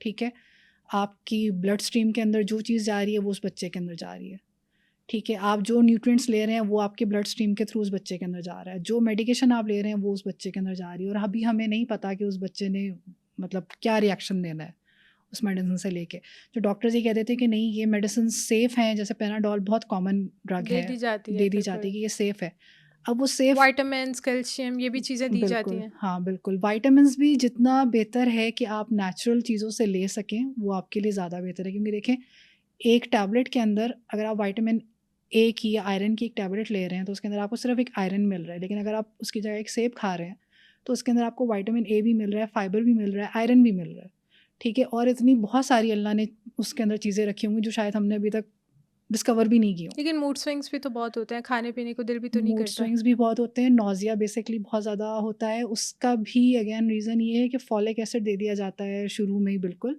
जिसको मैं ये नहीं कह रही कि नहीं देना चाहिए, बेसिकली फॉलेट जो है वो नेचुरल फॉर्म होती है, जो बहुत ज़रूरी है प्रेग्नेंट औरतों को शुरू में लेने के लिए, बच्चे के लिए, लेकिन जब हम उसको सिंथेटिक फॉर्म में लेते हैं वो फॉलिक एसिड है, ठीक है, तो वो आपके क्या कहते हैं नौज़िया को एग्रेवेट कर देता है, ठीक है, क्योंकि हमारी हार्मोनल चेंजेस भी हमारी बॉडी में आ रही होती हैं जिसकी वजह से हमें नौज़िया वगैरह होता है, लेकिन एग्रेवेट वो तब होता है कि जब आप फॉलिक एसिड ले रहे होते हो, तो अगर तो आपकी डाइट बहुत अच्छी है तो सिंथेटिक उसमें जाने की ज़रूरत नहीं है। बेहतर ये है कि आप उसको पहले जो भी अपनी न्यूट्रिशन है उसको आप अपनी डाइट से बेहतर कर लें, ठीक है। डाइट में आप अपनी इतनी अच्छी चीज़ें ले लें कि आपको सिंथेटिक मेडिसिन या जो टैबलेट्स हैं उस पे जाने की ज़रूरत ना पड़े। बिल्कुल ठीक है। अच्छा, मैं आपसे अब ये पूछना चाह रही हूँ कि एक जर्म से आपका बेबी पैदा हो जाता है, ठीक है?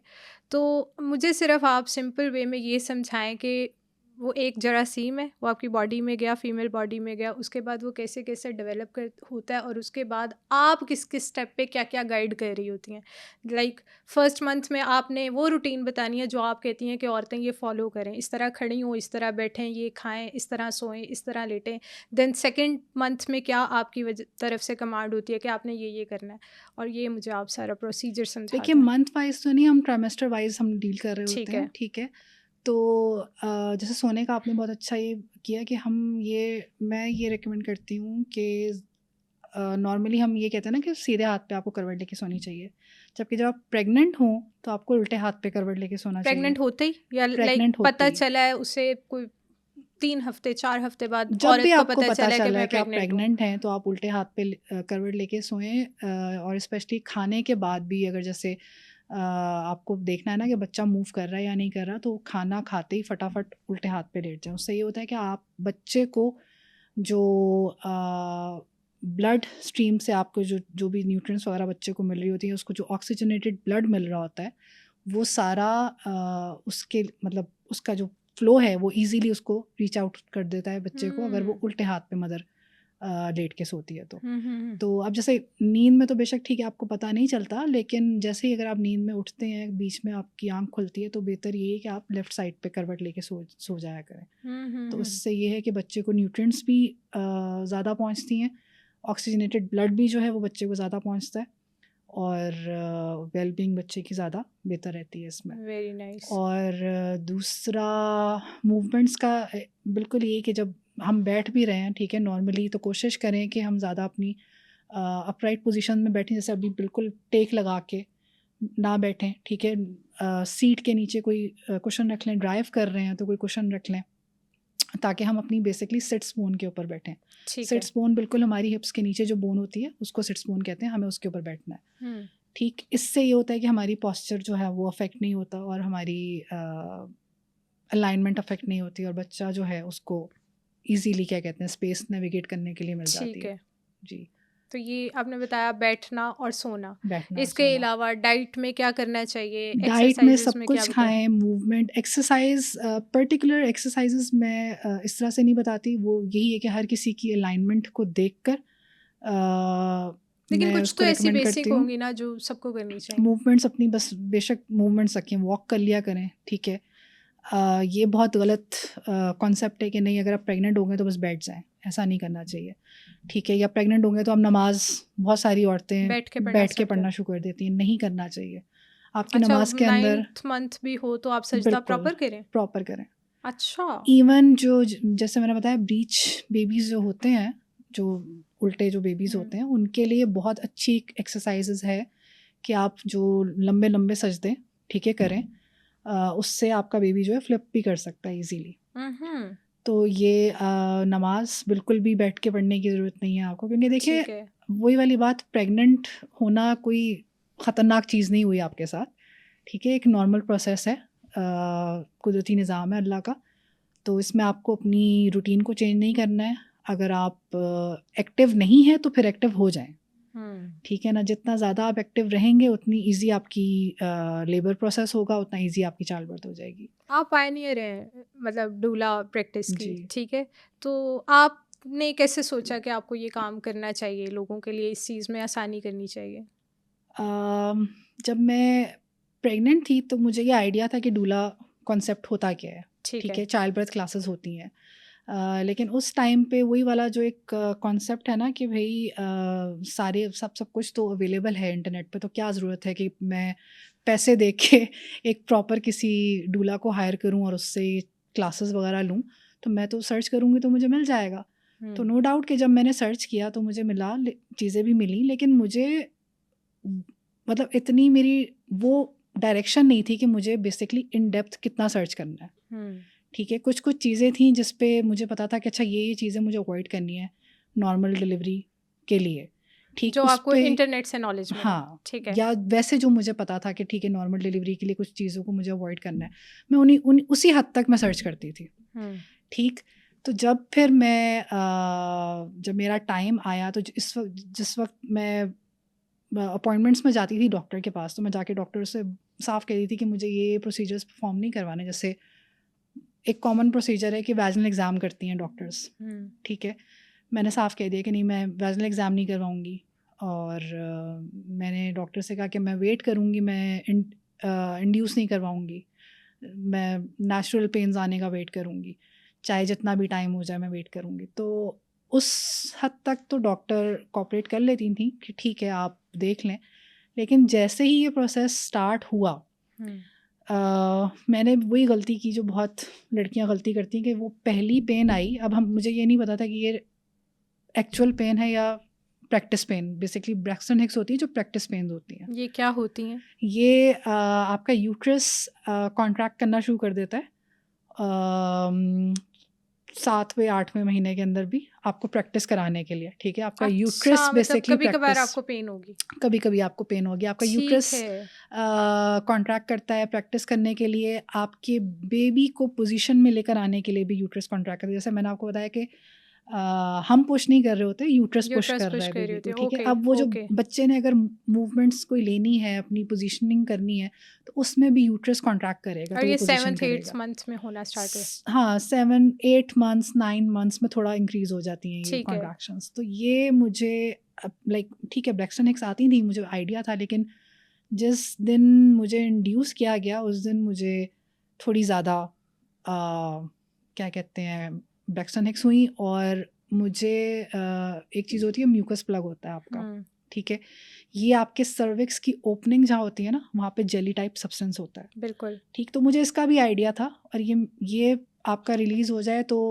उसके या तो उस दिन या फिर उसके एक दिन बाद, एक हफ्ते बाद, 10 दिन बाद भी लेबर प्रोसेस स्टार्ट हो सकता है। अच्छा। तो मेरा कोई 10 दिन पहले रिलीज़ हुआ, मुझे पता चल गया कि अब कभी भी लेबर ये आप स्टार्ट हो पढ़ सकती चुकी है, थी? ये मुझे पता था ये आप जी, पढ़ चुकी थी ये पहले? मुझे ठीक पता है। था। उसमें हल्की हल्की स्पॉटिंग भी होती है, ठीक है। ठीक। अब मुझे वो स्पॉटिंग भी हो रही थी, मैं डॉक्टर के पास गई। स्पॉटिंग का मुझे इतना आइडिया नहीं था उस टाइम पे। मैं डॉक्टर के पास गई और डॉक्टर ने मुझे बोला कि अगर बहुत ज़्यादा ब्लड आता है, पीरियड लाइक ब्लड है, तो आपने, या स्पॉटिंग थोड़ी ज़्यादा हो जाए, तो आपने फ़ौरन हॉस्पिटल आ जाना। ठीक है। तो मैं तो खैर साथ साथ अपनी डॉक्टर, लेकिन उस टाइम पे भी डॉक्टर ने मुझे बोला कि मैं इंड्यूस कर देती हूँ अभी भी। मैं 40 वीक्स से ऊपर चली गई थी। नॉर्मल 42 वीक्स जो है आप इजीली वेट कर सकते हैं, अच्छा। ठीक है। 42 वीक्स से पहले अगर आपकी प्रेगनेंसी नॉर्मल चल रही है, कोई रिस्क नहीं है, कुछ नहीं है, तो आप वेट कर सकते हैं। ज़रूरी नहीं है कि आप इंड्यूस करें। और अगर आपकी बॉडी रेडी नहीं होगी ना, तो आप कोई भी इंडक्शन कर लें, वो फेल हो जाएगी, और फिर एंड जो है वो सी सेक्शन होता है, ठीक। तो इस टाइम तक मतलब मुझे इतना आइडिया नहीं था कि, क्योंकि डॉक्टर वैसे ही इस फेवर में नहीं थी कि मैं और ज़्यादा वेट करूं, और वो थे भी ईद के दिन। तो मेरी डॉक्टर जब भी मैं जाती थी तो मुझे सबसे पहले वो ये कहती थी कि आप इंड्यूस करवा लें। तो अब उस दिन शायद मेरी डॉक्टर तंग आ गई होगी या कुछ, मैंने जब उसको पिक्चर भेजी कि ये आज की स्पॉटिंग है, तो उन्होंने मुझे फ़ौरन बुला लिया कि आप आ जाएं और फ़ौरन मतलब इमरजेंसी में आ जाएं। अच्छा। तो मैं तो समझी कि शायद ऐसे ही नॉर्मल मुझे देखने के लिए बुला रही होंगी। मैं गई हूँ, उन्होंने मुझे वहाँ पे इंड्यूस किया, और मुझे उन्होंने ये कह दिया उसी वक्त कि आपका 80% केस जो है वो सी सेक्शन की तरफ जा रहा है। अच्छा। और बाकायदा उन्होंने ये मेरे आपको हस्बैंड से, उन्होंने 40 वीक के बाद कहा? 40 वीक्स मैं के बाद? 41 क्रॉस कर चुकी थी। अच्छा, 41 क्रॉस हो गया 41 था। हाँ, अच्छा, 41 ठीक है। वीक्स में क्रॉस कर चुकी थी, और उन्होंने मुझे कहा कि आपका 80% केस तो सी सेक्शन का हो गया है। और उन्होंने इनफैक्ट साइन ले लिए थे मेरे हस्बैंड से सी सेक्शन के, और वो लास्ट रमज़ान था, अगले दिन ईद थी। तो मैं तो उधर माइंड अपना बना चुकी थी कि शायद नहीं होगा, मुझे वेट नहीं करवाएंगी और ये सी सेक्शन कर देंगी। तो मैंने उस वक्त उनको कह दिया कि ठीक है आप सी सेक्शन कर दें, क्योंकि मैं ये नहीं चाहती कि मैं लेबर पेन्स भी बर्दाश्त करूं, क्योंकि इंडक्शन पेन्स जो होती हैं वो नेचुरल पेन्स से बहुत ज़्यादा इंटेंस होती हैं। अच्छा। क्योंकि आपकी बॉडी जो है, जब आपके जो हार्मोन्स रिलीज़ हो रहे हैं आपकी बॉडी में, जिसकी वजह से आपका यूट्रस कॉन्ट्रैक्ट कर रहा है, उसके साथ साथ आपका एक और हार्मोन रिलीज़ होता है जिसको एंडोर्फिन कहते हैं, जो आपकी बॉडी का नेचुरल, जिसे कहते हैं ना पेन को मैनेज करने के लिए, हार्मोन रिलीज होता है, ठीक है, तो आपको वो एक नेचुरल प्रोसेस में सारा वो बेनिफिट मिल रहा है। लेकिन जब आपको कॉन्ट्रैक्शंस, जो आर्टिफिशियल कॉन्ट्रैक्शंस दी जा रही हैं, जो पेन्स दी जा रही हैं, वो सिर्फ एक सिंथेटिक ड्रग है, ठीक है, उसके साथ वो बेसिकली क्या कर रहा है, वो आपके ब्रेन को सिग्नल नहीं दे रहा है कि उसने एंडोर्फिन भी रिलीज करना है बॉडी में, ठीक है, वो फोर्स कर रहा है आपके यूट्रस को कॉन्ट्रैक्ट करने के लिए। और ये मेजर रीज़न बनता है सी सेक्शन का। क्यों? क्योंकि इसमें एक तो आपसे वो बेयर नहीं की जाती कॉन्ट्रैक्शंस, और बच्चा जो है उसको भी रेस्ट नहीं मिल रहा होता बीच में, ठीक है। नेचुरल कॉन्ट्रैक्शंस जो आपकी होती हैं वो थोड़े गैप से आ रही होती हैं, ये रेगुलर आ रही होती हैं और बहुत इंटेंस आ रही होती हैं, जिसमें ना आपको रेस्ट मिल रहा है ना आपके बच्चों को रेस्ट मिल रहा है। तो आप भी थकना शुरू हो जाते हो, आपकी भी एनर्जी ड्रेन होना शुरू हो जाती है, आपका बच्चा भी जो है उसका भी स्टेमिना कम होना शुरू हो जाता है, और फिर उसमें फीटल डिस्ट्रेस आना शुरू हो जाता है, जिसकी वजह से फिर डॉक्टर्स जो हैं वो ये कहते हैं कि अभी बच्चे की सांस या हार्ट बीट कम हो रही है तो हमें सी सेक्शन के लिए लेके जाना है। तो ये बहुत कॉमन एक है रीज़न सी सेक्शन का इंड्यूस करने के लिए। तो मैंने डॉक्टर से उस वक्त बोल दिया कि ठीक है मैं वेट नहीं करूँगी, लेकिन खैर डॉक्टर उस वक्त तो एग्री नहीं हुई सी सेक्शन के लिए, लेकिन वो मुझे उस टाइम पे इंड्यूस करके चली गई और उनका चेहरा फिर मैंने नहीं देखा। उस वक्त जो ऑन ड्यूटी डॉक्टर्स थी सिर्फ वही थी, और वो जूनियर डॉक्टर्स थी, वो हर आधे घंटे बाद आके मेरा वाजिनल एग्ज़ाम कर रही थी, जिसकी वजह से जो अनबेरेबल हो गया था मेरे लिए। मतलब मैंने डिसाइड किया हुआ था शुरू से, मेरा एक प्लान था कि मैं एपिड्यूरल भी नहीं लूँगी, मैं बिल्कुल जितना नेचुरल रख सकती हूँ रखूँगी, लेकिन फिर मुझे एपिड्यूरल भी लेना पड़ा उस वाजिनल एग्ज़ाम की वजह से, और मुझे उन्होंने खाने पीने से मना कर दिया, जो कि अगेन एविडेंस के अगेंस्ट है।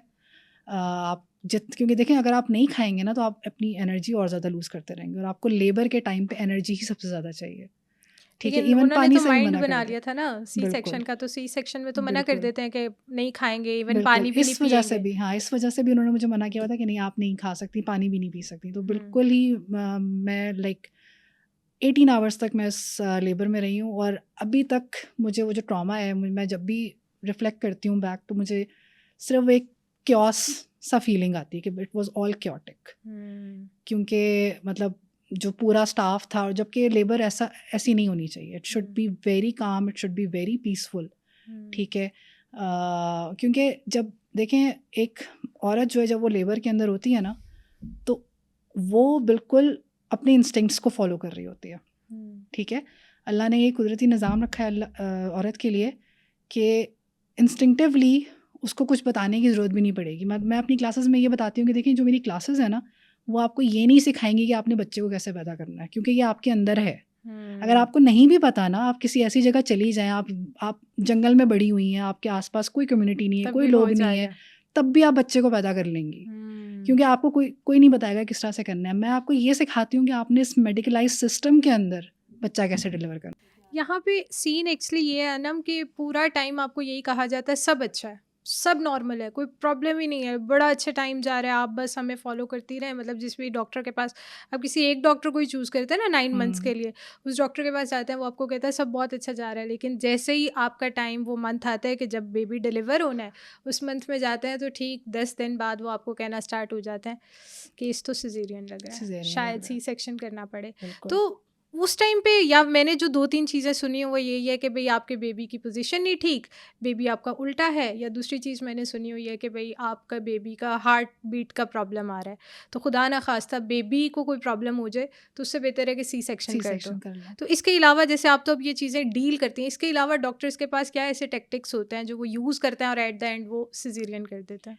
देखिए फिर वही बात कि कुछ डॉक्टर्स तो मैं कहती हूँ कि बिल्कुल ही अवेयर नहीं होते ना नेचुरल उससे, क्योंकि देखिए डॉक्टर इटसेल्फ अगर खुदा ना खास्ता कोई चीज़ हो जाती है तो डॉक्टर के ऊपर बात आएगी, ठीक। तो हम अपनी तरफ से पहले क्या करें कि हम अपने आप को इतना एजुकेट करें कि हमें पता हो कि वाकई ये चीज़ नॉर्मल है या नहीं है, ठीक। अब जैसे आप कह रही हैं कि भाई डॉक्टर्स एंड पे आके मना कर देते हैं कि भाई बेबी का हार्ट रेट ड्रॉप हो रहा है। बिल्कुल ऐसा एक केस बताती हूँ, अभी कुछ अर्से पहले मैं डील कर रही थी एक लेबर को, तो उसमें जो ऑन ड्यूटी डॉक्टर थी वो पुशिंग टाइम पे थोड़ा डॉक्टर्स के हिसाब से वो थोड़ा ज़्यादा टाइम ले गई थी, 2 घंटे के करीब हो गया था। तो उसमें ये हो रहा था कि बेबी की हार्ट रेट ड्रॉप कर रही थी उसके साथ कॉन्ट्रैक्शंस के साथ, जो कि नॉर्मल है, अच्छा। ठीक है, और वो कंटिन्यूस फीटल मॉनिटरिंग नहीं हो रही थी उसकी। ठीक, क्योंकि continuous fetal monitoring international guidelines के अगेंस्ट है कि आप कंटिन्यूसली जो फीटल मॉनिटर है बच्चे माँ को लगा के रखें और माँ को आप लिटा के रखें और वो कंटिन्यूसली पूरी थ्रू आउट लेबर में मॉनिटर करते रहें बच्चे की हार्ट रेट को। ठीक, तो मदर ने डिसाइड किया कि नहीं, मैं बीच में मतलब जो पूरा प्रोसेस है बीच में कोई 20 मिनट की या 40 मिनट की करवा लूँगी, जब मैं थक जाऊँगी लेट जाऊँगी उस टाइम पे आप मेरी फीटल मॉनिटरिंग करवा लें, लेकिन उसके बगैर नहीं। तो अब वो जो डॉक्टर थी, वो ऑन ड्यूटी जो डॉक्टर थी, वो बेचारी बहुत घबरा रही थी क्योंकि जाहिर सी बात है उसके लिए सब कुछ नया था। ठीक, तो जैसे ही वो अभी सेट नहीं हो रही थी जो मॉनिटर है, तो वो फ़ौरन ही पैनिक कर रही थी डॉक्टर कि भाई बच्चे का हार्ट रेट सही नहीं आ रहा, क्योंकि जाहिर सी बात है मशीन है, उसमें एरर तो आना है ना, उसको थोड़ा टाइम। मैं साथ थी। अच्छा। तो अच्छा, अब मैं कभी भी अगेंस्ट या मैं बोलती नहीं हूँ अपने डॉक्टर्स को, मतलब कि नहीं ये आप ऐसा नहीं करें, आप ये नहीं करें, क्योंकि मैं अपनी क्लासेस के अंदर ही अपने जो क्लाइंट्स हैं या मदर्स हैं उनको एम्पावर कर देती हूँ कि भाई आपने खुद ये बात करनी होगी, अगर मैं आपके लिए स्टैंड लूँगी ना तो फिर जाहिर सी बात है मुझे वो डॉक्टर नहीं, वो किसी और कॉन्फ्लिक्ट आ जाएगा। एग्जैक्टली। तो ये चीज़ मतलब आप अपने लिए खुद स्टैंड लें, आप खुद उनको किसी भी प्रोसीजर को मना करना है या कुछ भी करना है तो आप खुद बात करें। तो अब मदर, मैं क्लासेस देती हूँ कपल्स को, ठीक है, क्योंकि जब मदर ऑब्वियसली उसमें होती है उस पूरे प्रोसेस में, तो वो हर जंग नहीं लड़ सकती, ठीक है ना, तो उसके बिहाफ पे उसके हस्बैंड को भी साथ साथ गाइड कर रहे होते ट्रेन कर रही होती हूँ ताकि वो हस्बैंड उस टाइम पे स्टेप ले, स्टैंड ले और वो बोले कि नहीं हमें ये प्रोसीजर परफॉर्म नहीं करवाना, क्योंकि देखिए सी सेक्शन के टाइम पे भी हस्बैंड साइन कर रहे होते हैं ना, बिल्कुल ऐसा, कंसेंट फॉर्म पे बगैर पढ़े, बिल्कुल ऐसा, ठीक है ना।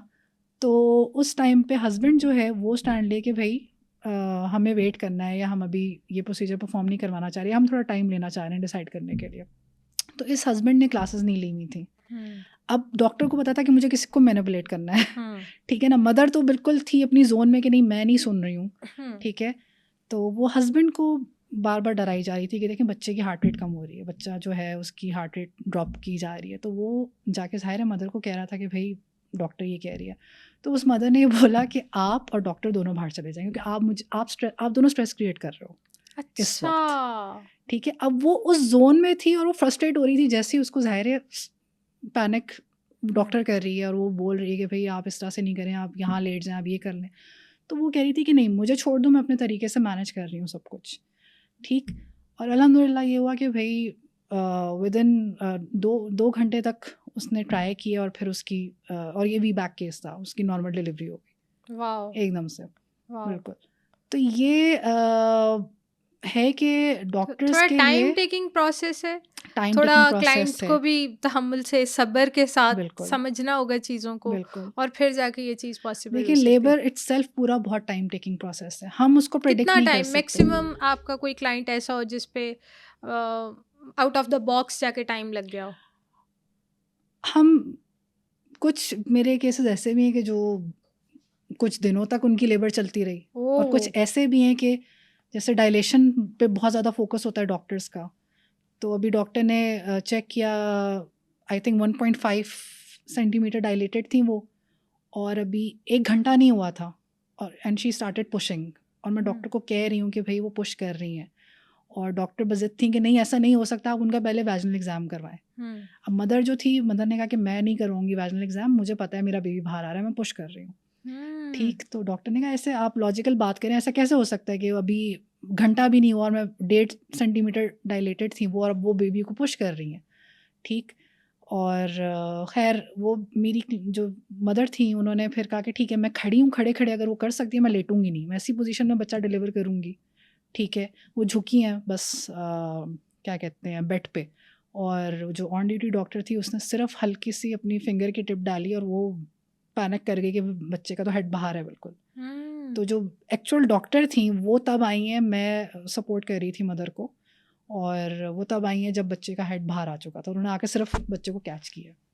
तो इस तरह हम प्रेडिक्ट नहीं कर सकते कि कितना टाइम ले सकती है लेबर। जैसे डॉक्टर्स डिफरेंट आपने प्रॉप्स यूज करते हैं, लाइक उनके पास वैक्यूम है and नहीं ये नहीं सब नहीं चीजें, नहीं, तो ये इस तरह की आपकी क्या इस तरह से टेक्निक्स हैं कुछ नहीं, सिंपल एक्सरसाइजेज होती हैं, सिंपल मूवमेंट्स होती हैं जो मैं उस वक्त गाइड कर रही होती हूँ जो उनको। आप वो डिलीवरी रूम के अंदर आप वो करवा रही हाँ, होती हैं? अंदर करवा रही होती हूँ, ठीक है एग्जैक्टली ठीक है ठीक एग्जैक्टली है। उस वक्त करवा रही होती हूँ। वो कोई इतनी वाइगरस किस्म की एक्सरसाइज नहीं होती, सिंपल बॉडी को मूव कर लेने में भी आपका बहुत ज़्यादा, जैसे मैंने बताया ना कि अगर आप बैक पे लेटे हुए हैं, ठीक है, अगर आप बैक पे लेट के उठ जाएं, अपराइट हो जाएं, तो यही एक इटसेल्फ बहुत बड़ी मूवमेंट है आपकी, ठीक है। इससे ये आपका, इसको सेक्रम कहते हैं, ठीक है, और ये देखें ये मूव करता है, सही है। अगर आपका बेबी इनलेट में एंटर होने की कोशिश कर रहा है, सही, और आप बैक पे लेटे हुए हैं, आप बैक पे लेटे हुए हैं, तो ये वो आपकी आगे आ हड्डी नहीं मूव करेगी, ठीक है। बच्चा जो है, जाहिर सी बात है, यहाँ उसका सर फंस रहा है, ठीक है, यहाँ आपकी स्पेस देखें कम हुई हुई है, ठीक है ना। अब यहाँ इनलेट की अलग मूवमेंट्स होती हैं जो फिर मैं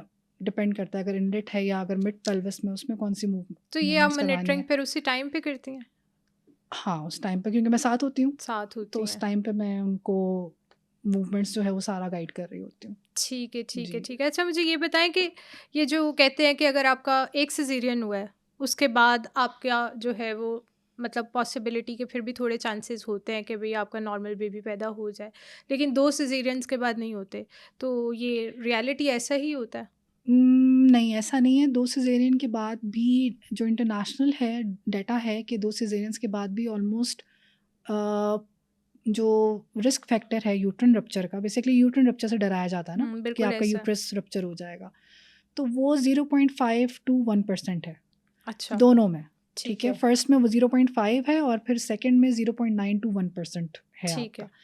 अब इसमें और बहुत फैक्टर्स हैं जो इम्पैक्ट करते हैं। अगर जैसे इंड्यूस कर दिया गया, केमिकली इंड्यूस कर दिया गया, आर्टिफिशियल पेन्स लगाकर, तो वो आपका इंक्रीज़ कर देता है रिस्क, ठीक। या फिर आप अगर आपकी लेबर प्रोलॉन्ग कर गई है, ठीक, आप लेटे हुए हैं, मतलब डॉक्टर्स ने आपको लिटा दिया, मूव करने से आपको मना कर रहे हैं, ज़ाहिर सी बात है जब आप मूव नहीं करेंगे तो बच्चे ने नेविगेट नहीं करना आपकी पेल्विस को, लेबर प्रोलॉन्ग हो जाएगी, ये अफेक्ट कर सकता है यूट्रिन रप्चर को।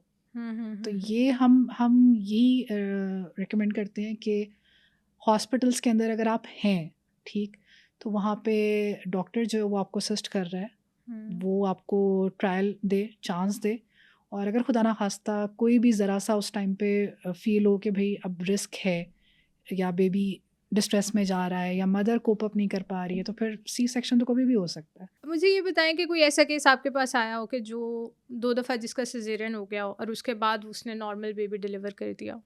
एक मेरी क्लाइंट, इस तरह के तो खैर बहुत हैं, लेकिन एक मैं आपको मेंशन यहाँ पे करना चाहूँगी। एक जापान से आई थी वो मेरे पास, और वहाँ पे ये है कि अगर आपके 3 सी सेक्शन हो जाते हैं ना, तो फिर आपको वो रिमूव कर देते हैं यूट्रस। अच्छा तो उसका क्योंकि, और ये उस टाइम की बात है कि कोविड में पहला बेबी हुआ, जब पीक पे था कोविड, तो जाहिर सी बात है हर जगह पे था कि भाई ज़्यादा टाइम नहीं दे रहे थे, और सी सेक्शंस उस टाइम पे बहुत ज़्यादा हुए थे। इवन पाकिस्तान के अंदर भी बहुत ज़्यादा सी सेक्शंस इसी वजह से हुए थे कि भाई आप कम से कम टाइम हॉस्पिटल में स्पेंड करें और सी सेक्शन करके अपना बच्चा लेके जाएं। तो पहला सी सेक्शन भी उस टाइम पे हुआ, फिर उसका मेरे ख्याल से, मुझे एग्जैक्टली याद नहीं है, लेकिन 2 साल का बेसिकली रिकमेंडेड होता है गैप मेडिकली सी सेक्शन के सी बाद। सेक्शन के बाद। हाँ उसका उससे कम था, तो अच्छा, यानी उसका 2 साल से कम गैप में दोबारा से वो एक्सपेक्टेड हो गई थी? हाँ, अच्छा उसका कम था, और इस बार वो बिल्कुल भी रिस्क नहीं लेना चाह रही थी। उसको ये डर था कि अगर अब सी सेक्शन हो गया तो वो साथ ही मेरा यूट्रस भी रिमूव कर रिमूव हो देंगे। जाएगा, बिल्कुल। तो वो उसने क्लासेस ली पहले मुझसे, फिर वो मेरे पास आई है, और अल्हम्दुलिल्लाह उसका अब एक और उसका बेबी हुआ है अच्छा अभी। माशाल्लाह, तो दोनों अब नॉर्मल? उसके दोनों नॉर्मल हुए हैं। वेरी तो अब नाइस उसके वेरी टोटल नाइस। 4 बच्चे हैं, 2 सी सेक्शन से हुए थे पहले और 2 नॉर्मल हुए हैं अच्छा, उसके। सी सेक्शन का तो हमें पता है कि मतलब वो प्रॉपर बेबी को निकाल देते हैं काट के। मुझे ये दूसरी बताइएगा कि कुछ डिलीवरीज के अंदर ना डॉक्टर्स मतलब अगर मदर खुद से चाह भी रही है कि बेबी बॉर्न हो जाए, लेकिन वो कट लगा देते हैं, ठीक है वाइजनल एरिया में, जी, वो कट पेरिनियम लगाते पे। हैं, ठीक है, तो वो भी खतरनाक होता है? इसको एपिजियोटमी कहते हैं, और ये भी इंटरनेशनल गाइडलाइंस के अगेंस्ट है। ठीक है और अब बिल्कुल आउटडेटेड प्रैक्टिस हो चुकी है, लेकिन अनफॉर्चुनेटली पाकिस्तान में अभी बहुत भी ज्यादा हो रहा है, बहुत अभी ज्यादा भी हो हो रहा है। रहा है। वो और जल्दी के चक्कर में जल्दी से वो कट लगाते हैं, इवन बेबी वो बॉर्न हेड हो जाता है। डॉक्टर्स हेड के बाहर आने का भी वेट नहीं करते, पहले ही वो कट लगा देते हैं। और वो प्रेफर करते हैं वो कि ये, बल्कि रीज़न भी ये दे रहे होते हैं कि क्योंकि अगर हम कट नहीं लगाएंगे तो आपको टेयर आ जाएगा, और वो हाँ, फिर exactly. 3rd degree 4th degree टेयर हो जाएगा, जबकि ऐसा नहीं होता। 50 to 60% जो औरतें हैं वो टेयर नहीं करती नेचुरली, उसमें बेबी बॉर्न होने के बाद भी नहीं करती। उसमें वाओ। भी अगर आपकी जो बर्थ पोजीशन है वो अपराइट है, ठीक है, अगर आप लेटे हुए हैं तो उसमें चांसेस ज़्यादा हैं कि आपका टेयर आए। ठीक, अगर आप लेटे हुए नहीं हैं, अगर आप हैंड्स एंड नीज पर हैं, अगर आप अपराइट पोजीशन में हैं, स्क्वाटिंग पोजीशन में हैं, तो उसके अंदर चांसेस कम है कि आपका टेयर ना आए। और अगर आप इंस्ट्रक्शंस पे पुश नहीं कर रहे हैं, अगर आपको अर्ज फील हो रही है पुश करने की, तब आप पुश कर रहे हैं, ठीक है ना। तो करना तभी चाहिए कि जब आपको बिल्कुल फील हो। मदर लेट पुशिंग होनी चाहिए, इंस्ट्रक्टेड पुशिंग नहीं होनी चाहिए, क्योंकि ठीक जब आप है। इंस्ट्रक्शंस पे करेंगे तो उसमें टेयर आने के, नेचुरल टेयर आने के चांसेस हैं। अब बात ये है कि एपिजोटमी के अंदर भी अगर एपिजोटमी दे रहे हैं तो उसके बाद भी कोई 100% कंफर्म नहीं है कि आपको वो टेयर नहीं आएगा। इनफैक्ट उसके अंदर ज़्यादा चांसेस हैं कि आपके 3rd और 4th डिग्री टेयर आ जाए एपिजोटमी के साथ। तो एपिजोटमी तो बिल्कुल ही, जिसे कहते हैं कि ये बारबेरिक प्रैक्टिस कंसिडर कर दी गई है, और ये इसको बिल्कुल ख़त्म कर दिया गया इंटरनेशनल गाइडलाइंस के अंदर। मैं बस आपसे अब ये लास्ट क्वेश्चन पूछूंगी और यहाँ पे हम अपना पॉडकास्ट एंड करेंगे। वो ये है कि औरतें जो डिलीवरी रूम के अंदर कोई ऐसी गलतियाँ करती हैं डॉक्टर के कहने पे, या वो डर जाती हैं या खौफ में आ जाती हैं कि खुदा न खास्ता उनके बच्चे को वाकईतन कुछ हो ना जाए, तो वो कौन सी ऐसी मेजर गलतियाँ जो करती हैं जो उन्हें अवॉइड करनी चाहिए, और उस टाइम पे अपना माइंड जो है वो स्ट्रॉन्ग करना चाहिए कि नहीं भी, अगर वो इस तरह कह भी रहे हैं तो हमें पता है हमने ये गलतियाँ नहीं करनी है, हमने डॉक्टर की बातों में या किसी भी प्रेशर में नहीं आना। लेकिन सबसे पहली चीज़ ये है कि आप अपने आप को बहुत ज़्यादा मेंटली प्रिपेयर करें, ठीक है, एजुकेशन लें और अनबाइस्ड एजुकेशन लें, ठीक है, क्लासेस ज्वाइन करें और एविडेंस बेस्ड क्लासेस हों, उससे गाइडेंस लें, ठीक। फिर डिटर्मिनेशन की बहुत ज़्यादा ज़रूरत है, आपको डिटर्मिन्ड रहें, क्योंकि डॉक्टर आपको हर स्टेप पे आके डराएगा, ठीक, क्योंकि डॉक्टर्स के लिए ये चीज़ें नॉर्मल नहीं है, ये चीज़ें कॉमन नहीं है, उन्होंने देखा ही, वो उनकी ट्रेनिंग ही इस तरह से है कि आपने रिस्क नहीं लेना, ठीक। हमारे पास जब प्रॉपर नॉलेज होगी ना तो हम डरेंगे नहीं इन चीज़ों से। हमें पता होगा कि ठीक है डॉक्टर अपना काम कर रहा है, लेकिन अभी इस एक्सटेंट तक हम जा सकते हैं क्योंकि ये सेफ है, ठीक। तो उस वक्त फिर उनके लिए इजी हो जाता है डिसीजन लेना। तो यानी डॉक्टर्स अगर आपको ये कहें भी कि भाई आपका बच्चा इस पोजीशन में, तो आपको फिर भी कहना चाहिए नहीं, मुझे थोड़ा टाइम चाहिए। मेरी एक और मेरी क्लाइंट थी जिस पे मतलब शुरू में डॉक्टर उसकी काफ़ी सपोर्टिव थी, लेकिन आई थिंक 37 वीक्स में जाके उसका बच्चा फ्लिप हो गया, अच्छा। बीच में चला गया, और उसकी कॉर्ड जो थी वो उसके गर्दन के राउंड आ गई। अब वहाँ जाके उसकी डॉक्टर ने अपना स्टांस चेंज कर लिया, उसने कहा कि मैं तो बिल्कुल भी ये रिस्क नहीं लूँगी कि मैं तुम्हें अब नॉर्मल का चांस भी दूँ, ठीक है। तो बेहतर यही है कि जब तुम 39 वीक्स अपने पूरे करो और फिर इस डेट पे आके अपना सी सेक्शन करवा लो। लेकिन हमने फिर जाहिर सी बात है, उसने क्योंकि क्लासेस पहले ली हुई थी तो उसके लिए इजी था कि वो अपनी डॉक्टर उसने चेंज की है, उसने फिर मेरे साथ जो एक्सरसाइजेस वगैरह थी वो की, ठीक। उससे उसका बेबी फ्लिप भी हुआ है। और कॉर्ड अराउंड द नेक भी एक बहुत बड़ा मिसकंसेप्शन है कि अगर आपकी कॉर्ड है नेक के अराउंड बच्चे की तो वो नॉर्मल डिलीवर नहीं हो सकता, जबकि ऐसी बात नहीं है। 1/3 of the babies are born with cord around the neck, और वो तब जाके पता चलता है जब या तो अगर आपने अल्ट्रासाउंड नहीं करवाया तो बच्चा डिलीवर हो रहा है तो नज़र आ रहा होता है अच्छा कॉर्ड है उसके गले के इर्द गिर्द। बच्चा जो है अपनी वो एयरवेज के थ्रू सांस नहीं ले रहा होता, उसको जो ऑक्सीजनेटेड ब्लड मिल रहा है उस कॉर्ड के थ्रू ही मिल रहा है। तो अगर ये वाली बात कि नहीं, कुछ डॉक्टर्स कहते हैं नहीं तुम्हारे बच्चे का दम घुट जाएगा, ठीक है, ये बात भी गलत है। ऐसा भी नहीं है कि अगर कॉर्ड है गले के इर्द गिर्द तो उसका दम घुट जाएगा। आई होप कि इस पॉडकास्ट से आपको काफ़ी मदद मिली होगी कि आपने अपना ये टाइम कैसे गुजारना है और डिलीवरी के टाइम पे कैसे आपने डिटर्मिनेशन के साथ फैसला करना है। अगर इससे रिलेटेड आपका कोई और सवाल है तो हमें कमेंट सेक्शन में ज़रूर बताएं। मैं बहुत ही मेहनत और रिसर्च के बाद डिफरेंट डॉक्टर्स के साथ हेल्थ वाइज कॉन्टेंट बनाती हूँ। अगर आपको मेरा कॉन्टेंट वैल्यूएबल लगता है तो सुनो पॉडकास्ट हेल्थ को सब्सक्राइब करें।